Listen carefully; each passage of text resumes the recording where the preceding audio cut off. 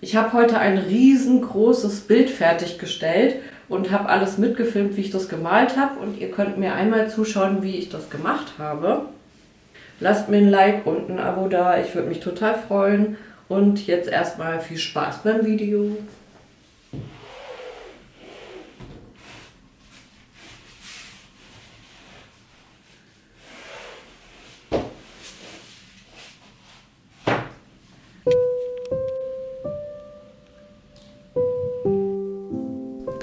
Ich rühre mir als erstes meine Spachtelmasse an, da ich eine strukturierte Oberfläche haben möchte, auf der ich dann male und die unterste Schicht aus einer körnigen Spachtelmasse bestehen soll, beziehungsweise möchte ich damit Akzente setzen und deswegen mische ich mir die hier mit diesem Dekosand zusammen.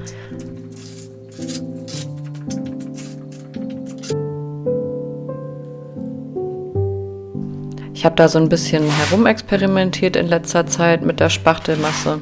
Ich habe ja hier meinen ganz großen Eimer mit glatter Spachtelmasse und da kann ich mir halt die körnige Struktur, je nachdem, was ich halt machen möchte, einfach dazu mischen mit diesem Dekosand. Den kriegt man ja auch ganz günstig schon bei Rossmann oder in irgendwelchen Dekogeschäften.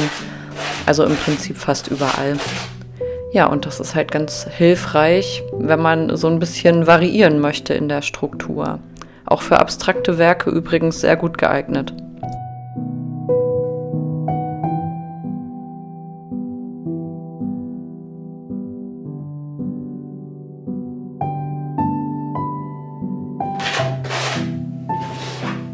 Das Bild, was ich hier male, ist übrigens ein Auftrag und es soll ein ganz großes Meeresgemälde werden. Ich habe hier alles schon vorgezeichnet und möchte halt wirklich nur punktuell an den Linien diese Strukturen haben, damit das so ein bisschen die Gischt repräsentiert, damit das einfach ein bisschen plastischer aussieht. Und man muss ja auch aufpassen, dass man nicht zu viel Gewicht auf die Leinwand aufträgt, sonst ist die nachher zu schwer.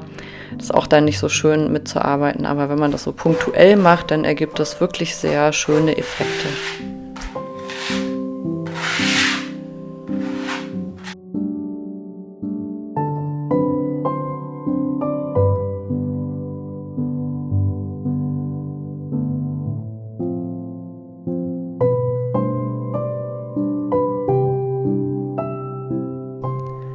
Die erste Hauptfarbe, die ich mir jetzt hier zusammenmische, ist der Strandfarbton bzw. die Sandfarbe.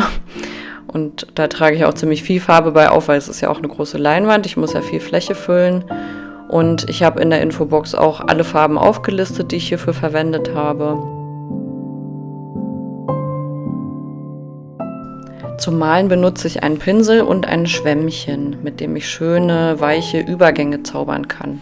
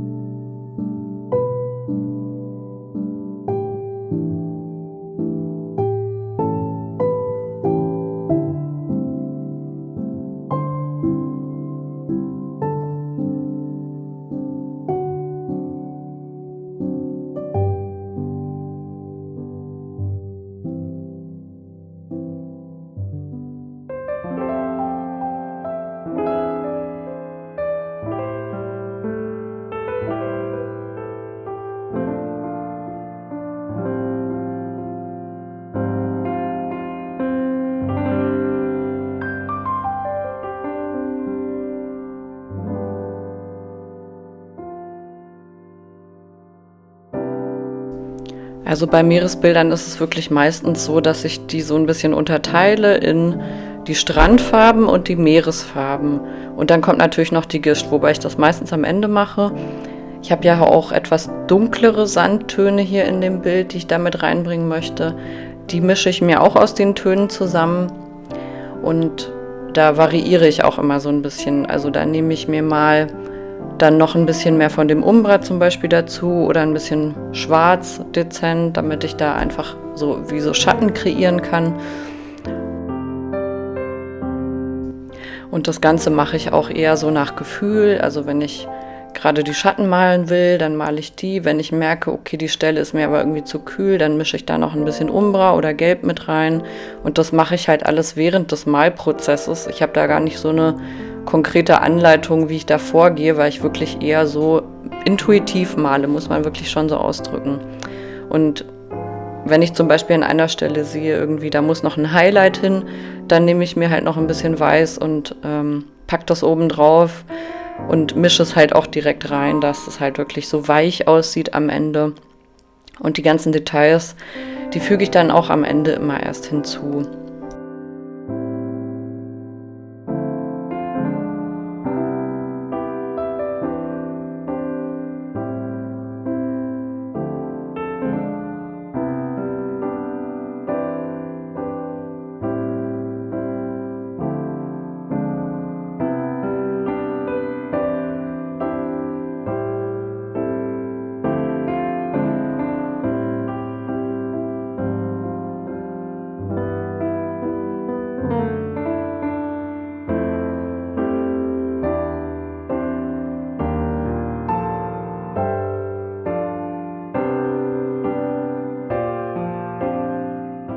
Hier nehme ich mir jetzt auch nochmal mein Schwämmchen und gehe da nochmal mit drüber.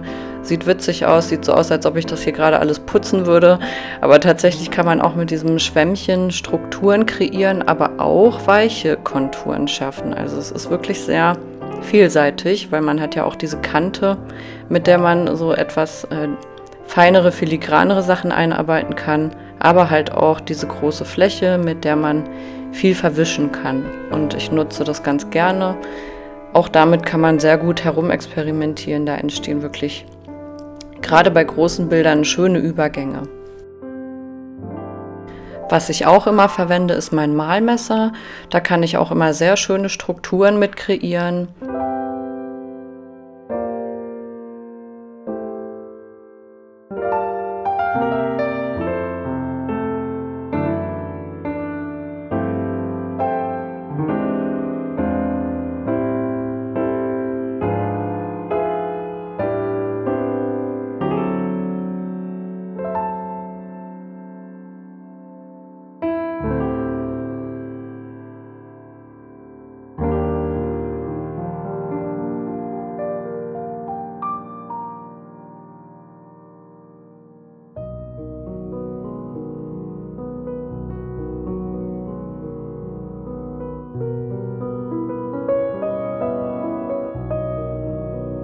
Ja, mit diesem Pinsel hier, von dem ich irgendwie gar nicht weiß, wie der heißt, der ist oben so rund und den benutze ich auch immer für Blattmetall.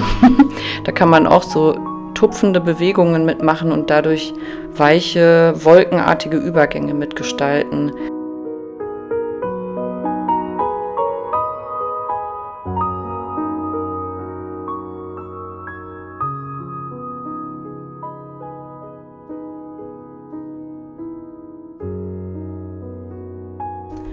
So, die Farben, die ich jetzt verwende, sind die Farben für das Meer. Auch die habe ich nochmal in der Infobox aufgelistet, damit ihr nachgucken könnt, was ich da genau verwendet habe. Und da bin ich auch jetzt erstmal eine Weile am Mischen gewesen. Bei dem Auftrag hatte ich ja auch eine Vorlage und da wollte ich die Farbe natürlich möglichst exakt zu der Vorlage auch kopieren sozusagen. Deswegen hat das echt eine Weile gedauert, bis ich da den richtigen Farbton zusammen hatte. Aber am Ende trifft es ja auch immer ganz gut.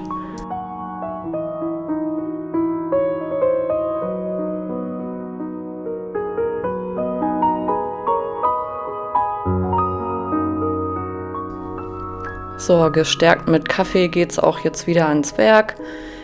Ich bin gerade dabei, mit dem Schwämmchen die dunkleren Farbtöne aufzutragen und mische mir dann immer die helleren rein. Es soll kein extrem krasses Grün werden, sondern eher so ein gräuliches Grün. Ja, auch hier mache ich das alles so ganz im Flow. Meistens fange ich ja mit den dunklen Farben an und arbeite mich dann vor. Aber das ist auch eher so eine halbwegs grobe Richtlinie, weil ich gehe ja auch immer später dann nochmal rein und mache das halt wirklich so je nach Gefühl.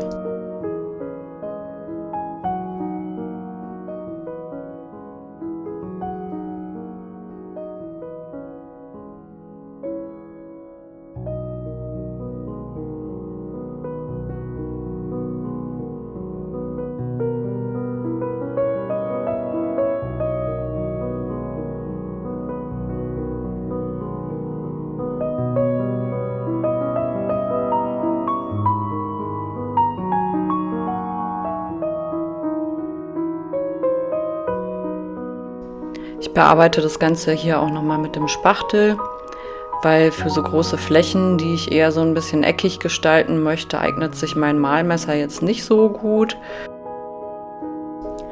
Aber mit diesem Spachtel bekomme ich halt genau die Form und die Struktur, die ich dann auch haben möchte und die auch so in der Vorlage eben war.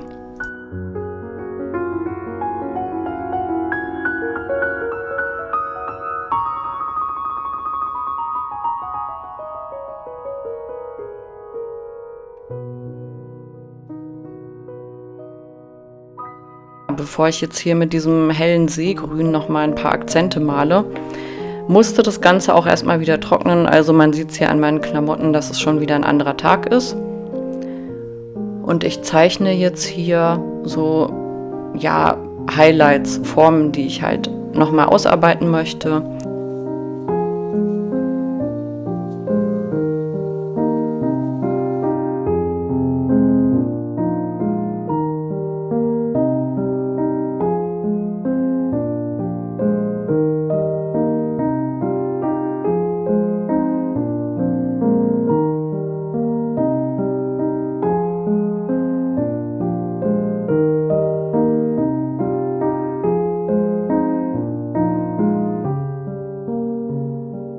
Mit dem Schwämmchen ergänze ich jetzt auch die helleren Grüntöne in dem Bild. Da habe ich so ein paar verschiedene Grüntöne angemischt, die ich da halt drin haben möchte, um das ganze Bild etwas lebendiger zu gestalten.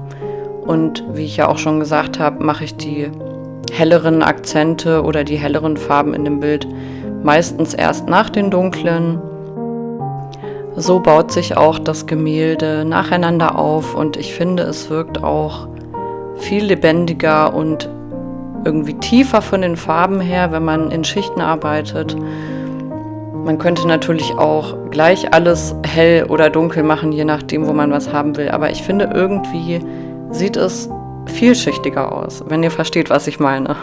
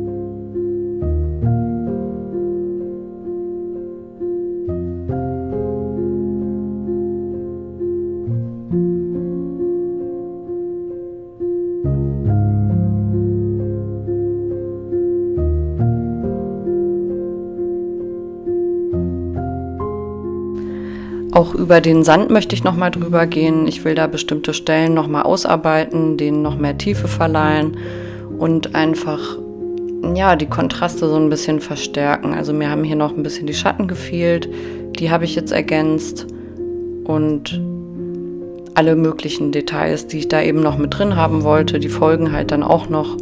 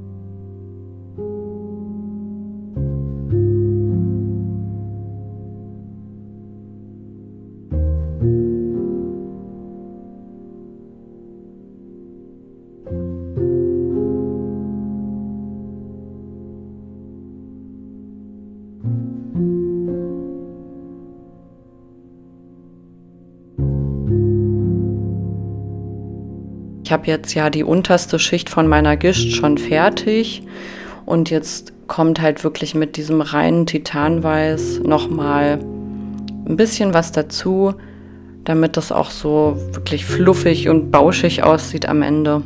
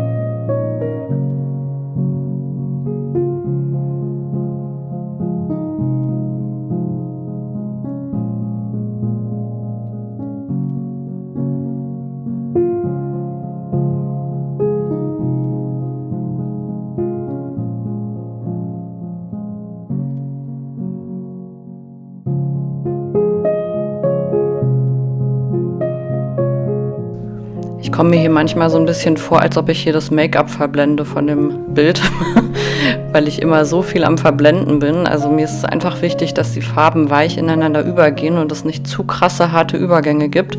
Deswegen gehe ich immer wieder mit dem Dunklen, dann wieder mit dem Hellen drüber, bis ich das halt wirklich so habe, dass es für mich perfekt ist. Und auch hier war mir einfach die Stelle noch so ein bisschen zu dick. Ich weiß nicht, wie ich das ausdrücken soll, aber es war mir irgendwie doch zu wuchtig. Und ja, da braucht man sich ja einfach nur noch mal ein bisschen dieses Grün anmischen, geht da noch mal drüber, mischt das rein, dann hat man ja auch schon wieder diese weichen Kanten. Und da habe ich auch wieder diesen runden Pinsel verwendet, wo ich den Namen nicht weiß. Ja, und am Ende werde ich natürlich auch noch mal dann mit dem Weiß rübergehen, aber dazu kommen wir gleich.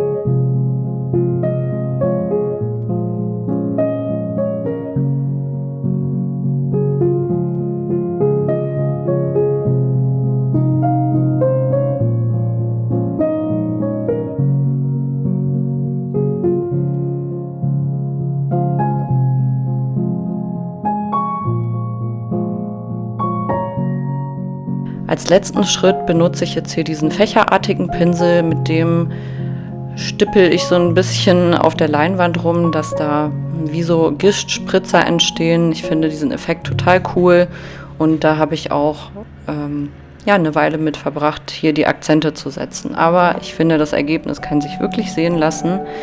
Hier muss man halt wirklich sehr fein arbeiten und auch aufpassen, welche Bewegungen man damit macht, damit es halt wirklich so fein und leicht aussieht, als wenn das halt wirklich Meereswasser wäre, was da halt gerade so aufgeschäumt wird.